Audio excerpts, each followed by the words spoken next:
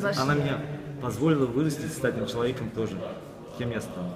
И кем я еще впереди себя вижу. Блин, у меня такие глобальные вещи. Таким людям хочется вот этот нюансы свои донести. Потому что они тоже индивидуальны. Иконы подарить этим людям, сделать эти иконы. Вот, и тогда еще, ну, это вот был вот как раз в дни отдыха между пожарными вещами, и Алина под съем сессии была сделана тогда. Потом была свадьба Лерочки, моей племянницы. И когда я Косте позвонила, и сказала: Костя, у меня следующая свадьба подошла. Он говорит: ой, приезжай ко мне. И это уже был офис. Это уже был офис в гостинице. И Костя, да, 6 лет спустя.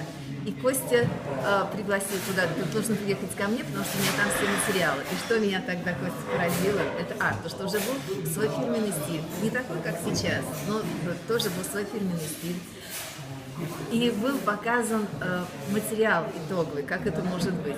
У Алика альбом был, где, ну, там коллаж, безумно красивые снимки. Тут Тата вытащила с того дня съемки, они настолько вот...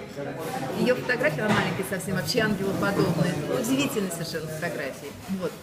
Гостей свадьбы, не жениха с невестой, а, можно сказать, гостей. Мы с папой Сашей там какие-то танцы сжигали. Все красиво, все хорошо, но оформлено